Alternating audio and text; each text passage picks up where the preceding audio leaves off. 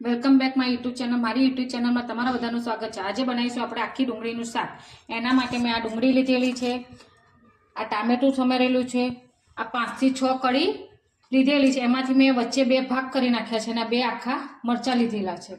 આ મેં કુકર ગરમ મૂકી દીધેલું છે। હવે એમાં આપણે 1 મોટો ચમચો તેલ મૂકીશું।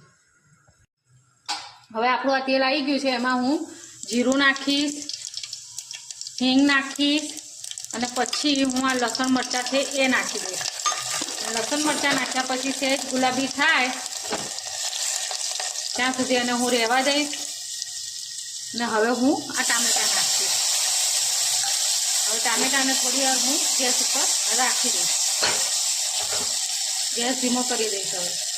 હવે હું મસાલા કરું છું। એમાં હું થોડુંક અડધી ચમચી હળદર નાખું છું, જરૂર મુજબ મરચું નાખું છું અને અડધી ચમચી જેટલું ધાણા જીરું પાવડર નાખું છું, જરૂર મુજબ મીઠું નાખું છું।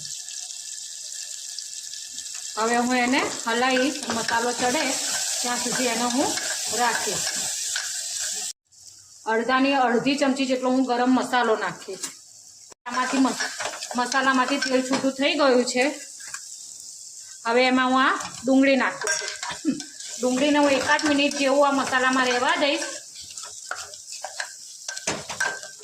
હવે મારી આ ડુંગળી સરસ મસાલામાં ચડી ગઈ છે। એમાં હું જરૂર મુજબ પાણી નાખીશ।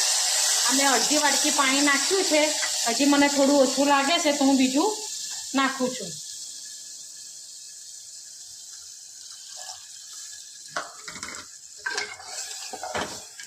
બસ હવે હું કુકરનું ઢાંકણું બંધ કરીને 2 સીટી વાગે ત્યાં સુધી એને હું રહેવા દઈશ। આપણું શાકની સીટીઓ વાગી ગઈ છે। હવે આપણે ચેક કરી લઈએ।